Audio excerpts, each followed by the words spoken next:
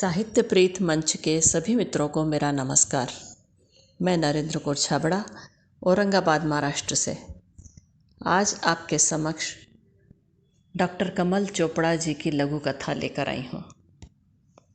लघु कथा का शीर्षक है इतनी दूर।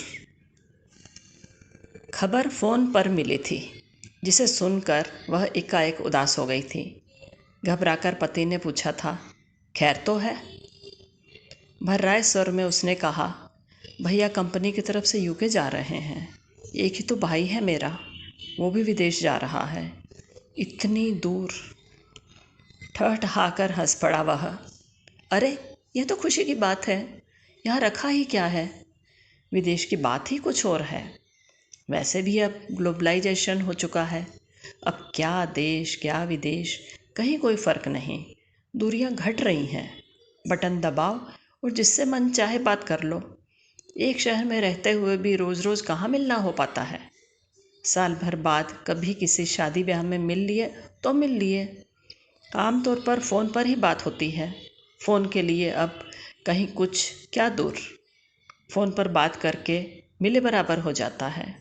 मुझे देखो, मेरा एक भाई कनाडा में है और बहन यूएस, और जब से पुराना मकान बेचकर यहाँ 2 फ्लोर लिए हैं। बापू ग्राउंड फ्लोर पर रहते हैं और हम 3rd फ्लोर पर। फिर भी बापू को कई कई दिन बाद मिलना हो पाता है। मोबाइल, एसएमएस और नेट ने सब कुछ पास पास कर दिया है। सारी दुनिया एक गांव बन चुकी है। इसलिए तुम्हारी उदासी का कोई मतलब नहीं। बस एक क्लिक और दूरियां खत्म। हा हा हा। तभी कॉल बजी। लपक कर उसने छज्जे से नीचे झांका।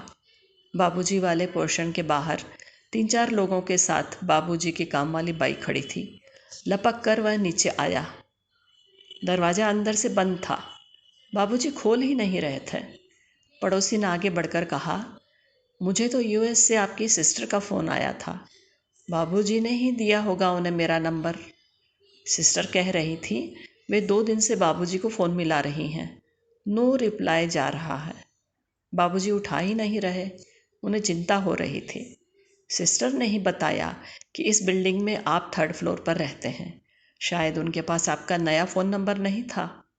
ये आपके फादर हैं? मुझे तो पता ही नहीं था। ऐसा कभी जिक्र ही नहीं हुआ। मैं खटखटा ही रहा था कि ये काम वाली भी आ गई। काम वाली के चेहरे पर भी चिंता थी।